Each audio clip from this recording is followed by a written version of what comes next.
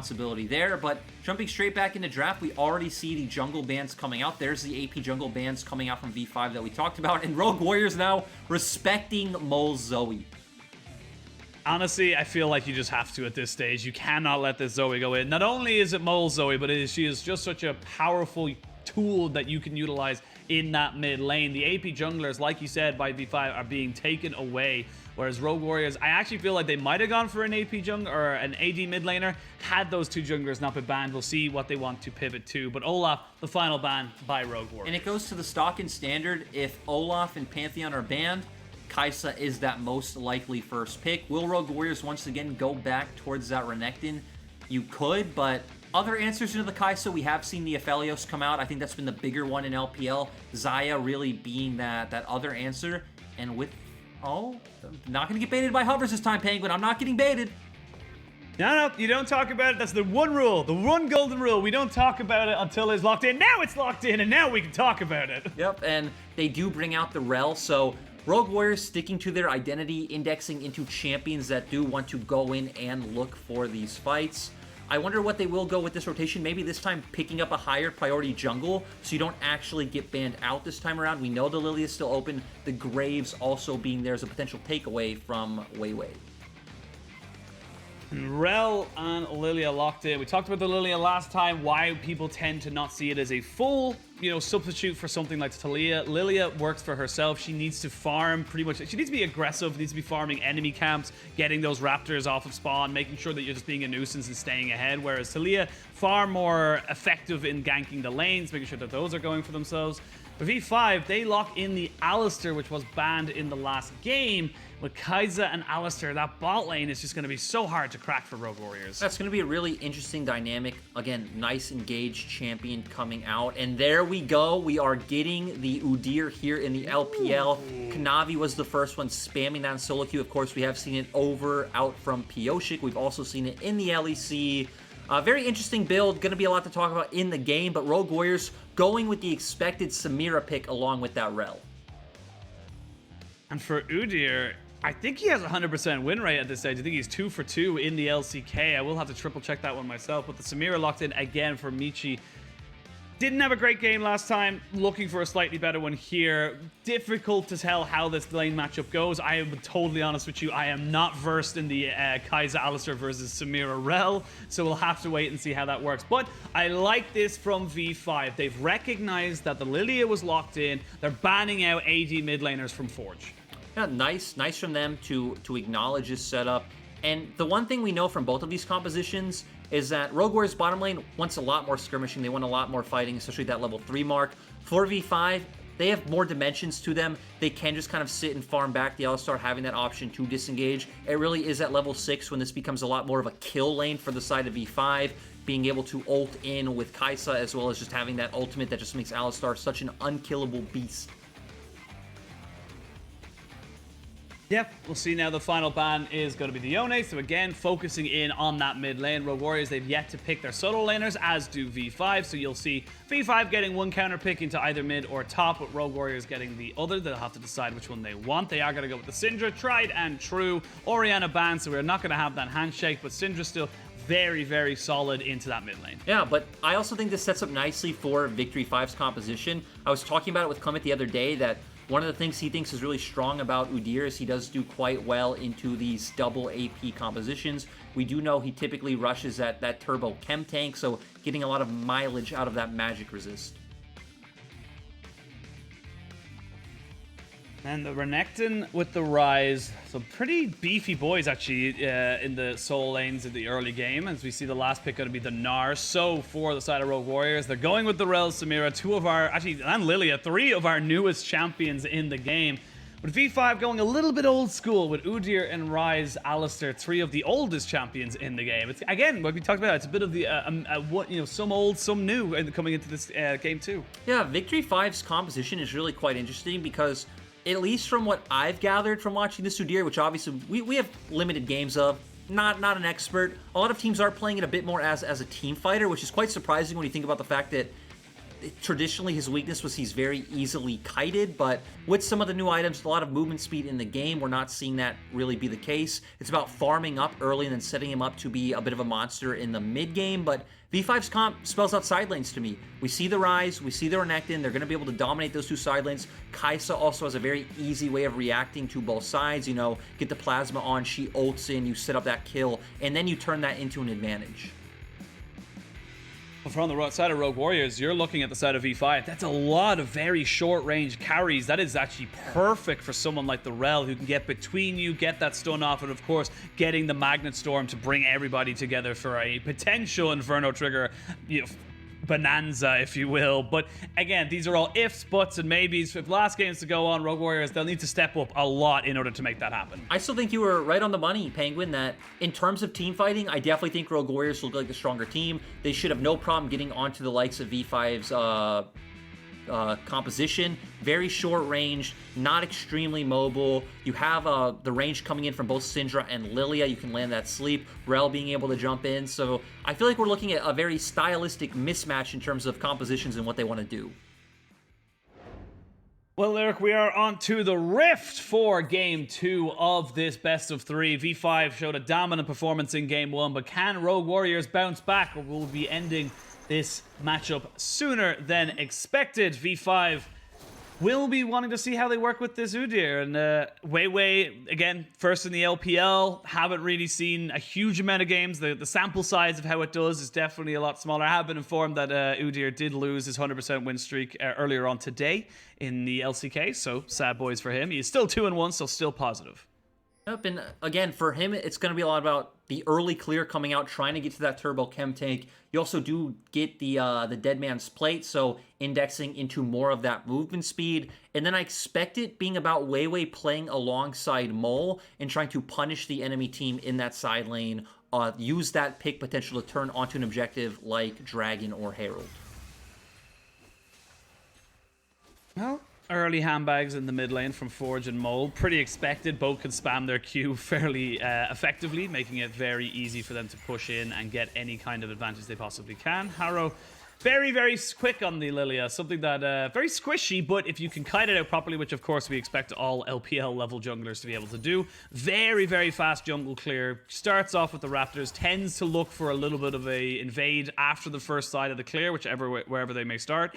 And then look to maybe just hard farm to level 6 where they can actually start to make something happen in the lanes. Yep, so we're seeing your full clear towards bot side. Again, potentially maybe that second Raptor respawn of Udyr you can look to pressure. I think it is going to depend a lot on this mid lane matchup. And talking about the mid lane matchup, we've seen Ryze gain a lot more prevalence. I think it's for a few reasons. One, just Tear being now a starting item, so cheap, very easy to stack. Lucidity boots helping you spam your Q to just clear that wave, really helped the wave clear trouble you had in 2020. And even not too long ago, he also did get a Q, I think, mana buff as well. So just sets up nicely for Ryze in the meta. Yeah, and you know, for anyone who's wondering, Tear, oh, I have to stop myself there. Mole forced to flash away. Haro making his presence known, but Weiwei now also making his known. He will not be able to steal any Krugs, but he has found himself just behind enemy lines. This wave's in an awkward position, though, for him to make anything happen. Yeah, and I wonder if they will be able to go for this dive. I mean, Mininar is not very tanky, but I think this could be quite risky. He has flash. He should have hop-off cooldown as well. Oh, they're full committing to it. They did take the turret aggro, the flash in to get the stun. Flash bear slap if you're quick shot. They will give that first blood over to Mole, but Mole has nowhere to go now, and he is going to be chased down by Forge. It's a trade of 1-for-1. Bit of an overcommitment from V5. That's why I didn't think it was realistically a good play to make. Maybe had they been able to hold the CC, Weiwei wrap around, you kind of hide it, you keep Ziv under turret and then bring the TP and then commit. The problem was they committed 1-by-1, had to leave 1-by-1, and as you pointed out, it just left Mole in an awkward position where he just had to die. Yep, great commit there as well from the side of Rogue Warriors. Forge recognizing that they were just tanking and not resetting the turret at all. They burned summoners away from V5, and I feel like apart from the little extra gold you get on top of the first blood, you actually lose that trade because you went 1-for-1 right now. And that just opens up a little bit of a movement here for Haro, who may be just feeling a little bit frisky because they know there is no flash here onto Mole, so he will just be scattered the weak down. They should not be able to kill him off, but more and more pressure with no TP. Mole's going to have a pretty terrible time considering he's only on 10 CS. Exactly. He lost so many minions when he did make that play towards the topside. Forge is so far ahead, and even us talking about the build earlier, right, that he would love to go Ionian Boots of Lucidity. Probably not able to do that anymore. We do see him sitting on that no magic mantle, so is probably going to have to index into those work treads, because look how much threat he's under in this lane. Oh, they land the Scatter the Weak. They don't land the Swirl Seed, and underneath the tower, Forge gets locked up. They're trying to just run away from Wei, trying to just kite this one out. You can see Wei, he's so powerful with those stances. Gets the bear stance, gets himself a kill. So again, another 1-for-1 trade, but he is not done. There is a flash for Forge. Can he get himself away from this? No real mana. And the extra movement speed you get from swapping out between the different forms means that Weiwei is able to clean that one up, no problem whatsoever. Yeah, really nice to see. I didn't think he'd be able to do it. We've actually seen a lot of Udyrs taking Ghost for this very reason of being able to connect with that follow-up. Of course, Udyr does max Phoenix Stance, and Phoenix Stance early game damage is quite nice. Like the base stat scaling is pretty egregious, so it's one of the reasons why Udyr's clear is so good and why he does quite well in these skirmishes. Have a look at the replay here, and you can see Rogue Warriors, they want to just force the issue here. It's actually great for Mole to just stun up Forge and force him to basically be in a very awkward position. Exactly, because he was dead no matter what, right? Had he kept running and not tried to look for that turnaround, Weiwei would not be able to pick up these kills back on. Like we said, a bit surprising he could do this. The movement speed does come out, and it's going to be a nice cleanup for Weiwei, and now we're going to be able to see what this Udyr jungle with 2 kills can do. Yep, you got the perfect start for your jungler. You're not falling behind Haro on the the hard farming Lilia, who's definitely been making herself a little bit known in this mid lane. Still no flash onto Mole. No lilting Lullaby though either. They have got level 6 onto Forge. So they're going to flash in, just try and commit fully onto this. The Scatter the Weak go down. Do they have enough damage? They do not. Now the TP responded to as V5 look to try and punish an overextension. They will find Forge, who had used his flash. That is a great response from V5. Nice play coming out to support Mole. He is getting completely bullied. It does go back. Oh God. Oh no, Haro, yeah, you gotta run away, buddy. You can't farm that wave, and Weiwei is terrifying right now. He's got Merc Treads, double Ruby Crystal, like you said, going towards more of a teamfight build, but even then, the early damage from these stances you get as Udyr is actually insane. Yeah, it's just one of the archetypes of like a melee bruiser champion is because they are so easily kiteable, they typically do have like higher base stats and base damages to make up for that. Of course, when he does change to bear stance, he does get that bonus movement speed, so that's how we're seeing him be able to keep on top of the likes of Haro and Forge. He's going to pick up, again, some more kills and assists, and they're going to turn this into a Drake.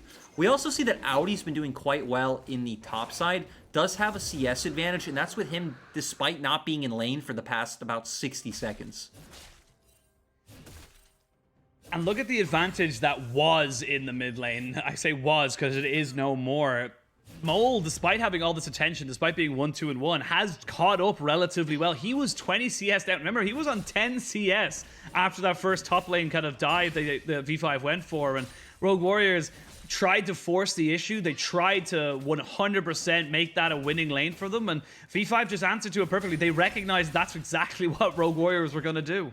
They've done a good job, and we already see Ppgod on the map as well, just kind of hovering around mid lane, making sure there's no shenanigans coming out from Reheal. Weiwei is close by as well if he wants to answer this up, but it does look like he's going to go for the reset. All of his top camps are up, so I expect to see him kind of go in, pick up some of those top camps, and honestly probably set up for a nice Rift Herald. But the fact that Rogue Warriors bottom lane does have push right now might mean Rogue Warriors can contest. Yep.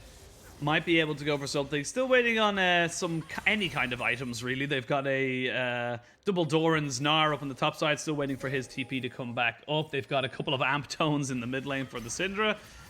You can see Reheal here, just making sure there is no shenanigans, trying to get the push as best as he possibly can. Very hard to push against Arise, though. He's very skilled at just blowing up the waves like that. Yep, again, the tier build just kind of helping him a lot in being able to keep up with this early wave clear that we associate a lot with Rise of like a few years past when he was very strong before. A lot of nerfs, I think a lot coming from players like Faker bringing him down as Trigger gets engaged on. Yeah. Michi, ooh, the W misses. He's just trading. It's very, very equal trade. Actually, one more auto attack from Trigger would have maybe made it different. But here we go. 3v3 in the mid lane. We're going to see a flash headbutt pulverize. Forge is dead. That's your damage down. And that is 2 easy, quick kills for the side of V5. Rogue Warriors, what are you doing? It's nice to see, though, coming out from Ppgod. Like you said, he does land that headbutt pulverize. It sets up for Weiwei just to pop bear stance, run in, change back to Phoenix, and get down all that damage. Mole's there as well, and it's sad because it was looking like a good start for Rogue Warriors. The mid-jungle 2v2 we've hit on so many times was coming out, but we see this play. They know they're here. Ppgod just going in, just beautiful headbutt pulverize. Mole as well, flashing over the wall to make sure they have enough burst damage to take him down. And then Haro left in a bad place, left to leave, and sadly, Reheal is there to pay for it. And any disadvantage that Mole had from the start of this game has very much been mitigated. He's got himself a double kill, 3 kills overall after that top lane kill he did receive earlier on in the game. And now we're seeing out of nowhere 6 kills to 2, a 2,000 gold lead, just under it for the side of V5, and they kind of feel like they control the map right now. V5 definitely in a commanding position still. Rogue Warriors using their support in jungle to kind of pressure into Weiwei's jungle. Not able to do anything. Ppgod with very good posture. I wonder where they're going to elect to drop this Herald. I think you would like to see come out in topside again, start elongating those lanes, maybe give Aodi a bit of resources, but I would say more customary for the way V5 plays would just to be to give it to your bottom side. I don't necessarily think it's the best thing for your comp, but we do see them getting that deep vision right now. They finally have Reheal on level 6, so he does have the ultimate available for them if they want to go for a team fight. It looks like they're angling for something. The Magnet Storm available, you have to be so careful in V5. Again, there is plenty of team fighting opportunities for Rogue Warriors, even this little bit far behind, to come back into this game. You know, talking about the team fight that Rogue Warriors are looking for, one of the awkward things about especially having a Gnar on your team is that they have TP advantage, but it's just so awkward to find a good time to use it when, right, you have to play around that Mega Gnar bar and when he can come in and be effective. So, despite having a TP advantage, Gnar as a champion kind of makes it a bit more difficult to play around.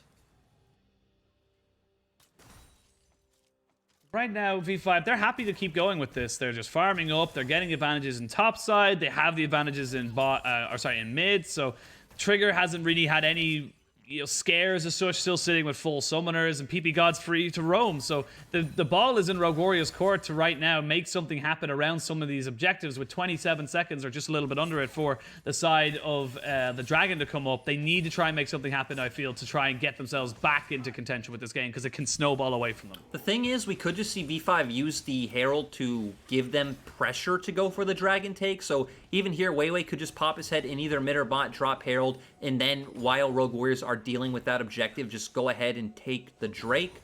Aodi's TP is about to come back up, so maybe V5 just having the confidence overall, thinking, hey, we're so far ahead, Rogue Warriors can't fight us, it can't be a 5v4, Aodi can be here, and they're just going to be able to pick this one up. Oh, they may not be able to pick this one up as the teleport has been committed. That is Forge coming out the backside. Now you can see Aodi using his. It's TPs on either side.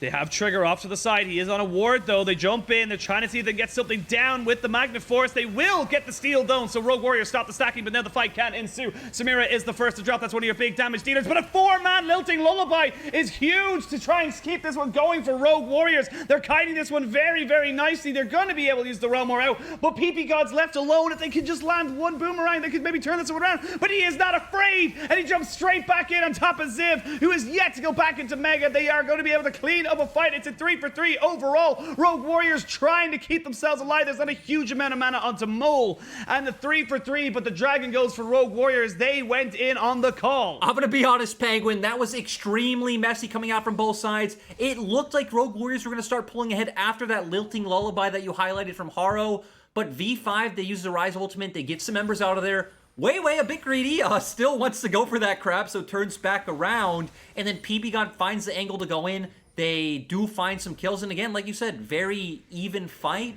but it does feel like V5 were the ones to get a bit more as we head into the replay. Reheal being the one to jump in. Gnar actually the one who gets the Dragon, so nice coming out from Ziv. Michi gets taken down right away, and this is the lilting lullaby that we talked about. This is where it looked like potentially Rogue Warriors can turn it around. Haro does get the pick off coming out, but Very creative. Rise ultimate. Weiwei, again, turns to take the Scuttle Crab. Ppgod sees his opportunity. Trigger follows it in. Is going to be able to pick off Ziv here as well. And like you said, we just kind of trade 3 for 3 on both sides.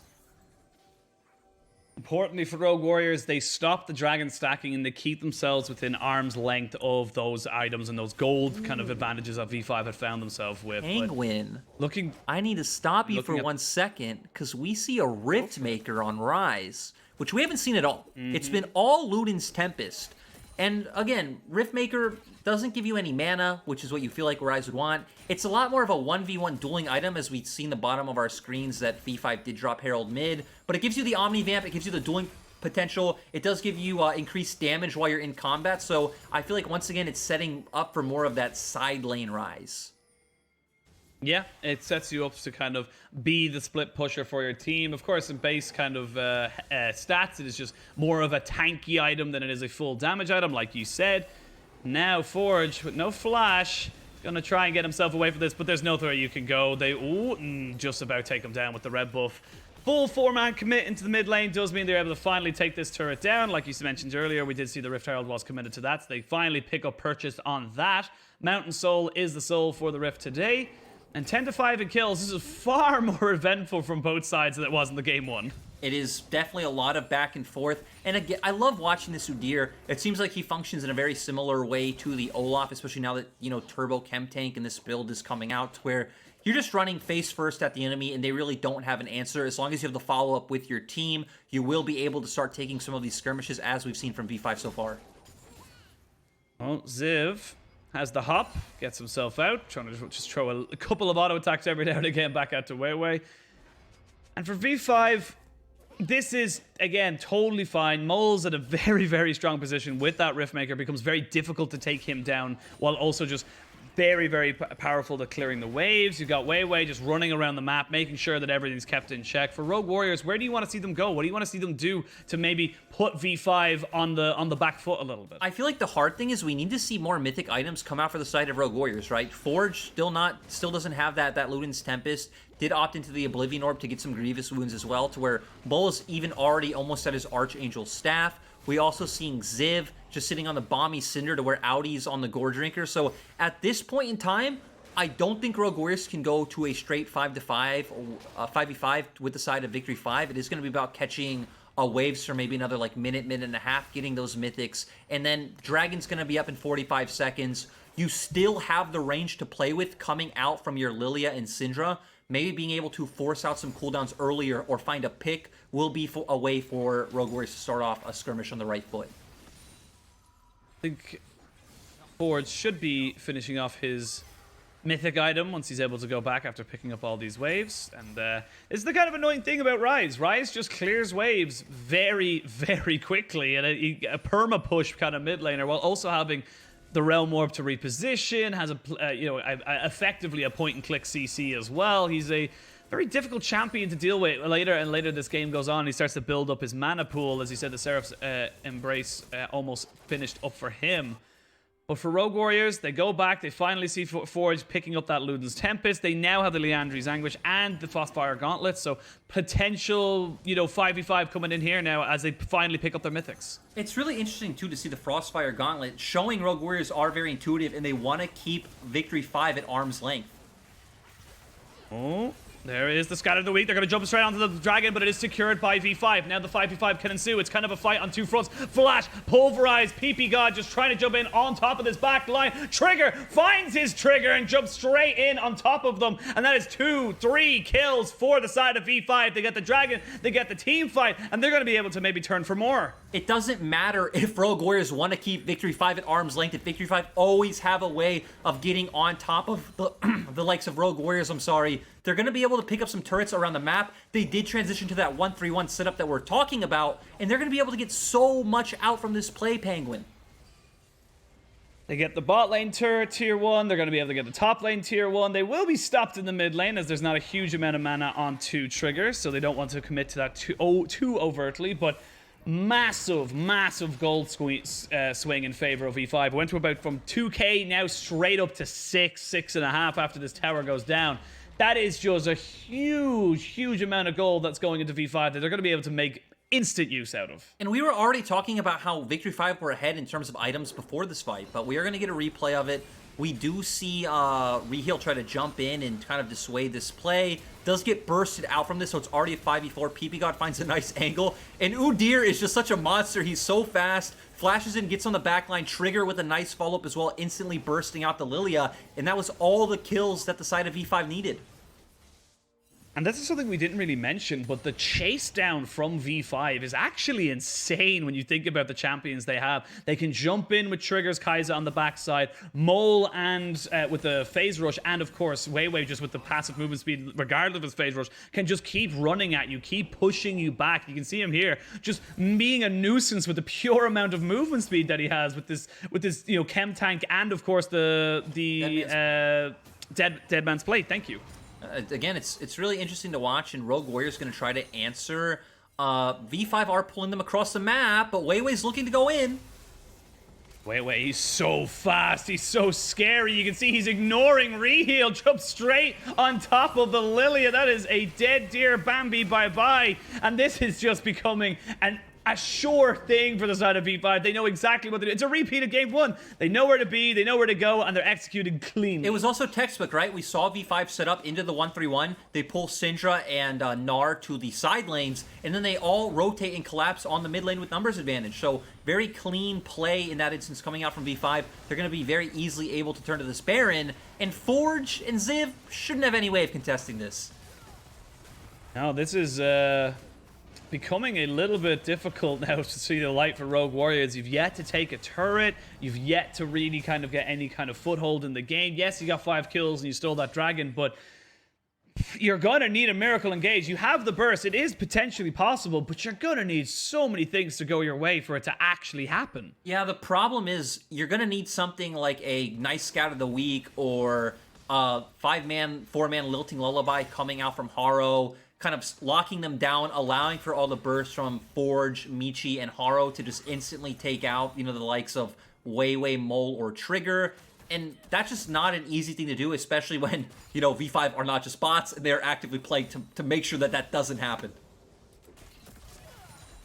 Oh, it is tough being a Rogue Warriors fan watching this. You're 9,000 gold, or maybe 8,500 gold behind. You're not really got any kind of place to go with this composition unless you can scale. They're going to need a huge, as you say, 5-man lilting lullaby into a 5-man Zivult into the wall, into a 5-man magnetic, magnet ultimate from the Rel. It's a lot of ifs. It's easy. It's a lot of buffs. You're right. Penguin. It sounds like every other Tuesday for some of the... a scout of the... Okay, I got excited for no reason. There was a scout of the week onto one person. It was close enough. It was Mole, so it's important. It's an important player. And this uses... We saw this actually a couple of times in a lot of different leagues, that the use of the Realm Warp just to be able to shift people, minions, quick as you possibly can. It can make that 1-3-1 or a 1-4 so powerful, especially with a Baron buff. It could just keep a push going when it shouldn't realistically continue. And again, V5 are going to be pulling Rogue Warriors to opposite sides of the map. The Dragon is coming up soon, so they could even just send one member. It doesn't even matter who, whether it's your Renekton, your Kai'Sa, your Udyr. Anyone can go and solo that while the other members of Victory 5 are keeping pressure on the map. And we've talked many times about the awkwardness of just kind of this mechanic of Gnar, how the rage bar is very random and very hard to play around. Ziv walking forward aggressively, hoping to do something, but you know what? It's already gone. It's already gone. Yep, there's nothing really he can take there. There is another Mountain Drake available to Weiwei when he so sees fit. The last 40 seconds of this Baron, they are going to take down the last of the outer turrets. So again, 23 minutes into the game, we are seeing a little bit more of V5 as they just start to push their dominance into this game. Just want to notice there, Tiamat for Ziv with this Frostfire Gauntlet and an innovative build. I don't know if it's going to be a successful build, however. I mean, it's just hard to judge whatever he builds overall this game because they're 12k gold behind. He's not going to be able to have an impact. I think another interesting thing to note in terms of builds, though, is that, we were highlighting Udyr's build being good against double AP and all the movement speed. Another core item in his build is that Force of Nature, which also gives him another 5% movement speed, gives him 60 magic resist, and also has that passive where when you take damage, when you take AP damage, you do get more movement speed and more magic resist. So just a very menacing champion when the enemy team has, whether it's the Lilia, Nidalee, Taliyah, plus an AP mid laner. It is very scary to go against that Udyr. Yeah, he'd be running at you, and it doesn't matter if everyone else is trying to protect you. He should be able to just keep you or get to you as quick as he likes. We've seen it multiple times. He's so fast. It's crazy how fast he can run. And think about it. Also having the 2 Mountain Drakes to increase that magic-resistant armor as well. It's just going to be absolutely unkillable. You can see now, he doesn't even need to respect them. He can just keep running in circles right in front of their faces. And Rogue Warriors can only cry into the palms of their hands. They'll all be picking up tiers fully stacked at the moment as they are just running. In fairness, if I had a bear man running at me, I'd also be crying running away, to be perfectly honest. It's terrifying. And now, Baron isn't even up. They have total control over this jungle side. You can see them just going for a little bit of a play. Weiwei just jumping straight onto the front line. Well, the Realm Walk is used. Rel is dead. Double kill for Trigger with Mole adding the 3rd. This is all but over for Rogue Warriors, but V5, they came, they saw, they conquered. Triple kill for Trigger. They're going to try and keep chasing down Michi, who has got the frame perfect on the cleanse, but it does not matter. It's a full house, triple on the double, and V5 going to take a 2-0. And a bear man just absolutely running at them causes the end of this game. Great team fight coming out from V5. And this is a sort of decisive win we need to see if V5 still want to be considered a top team. Yep, a great 2-0. There was, honestly, from the 10-12 minute mark, no doubt in either game that V5 were most likely going to be the favors in this particular series. And 2-0, you'll absolutely take that clean as you like. V5 take themselves to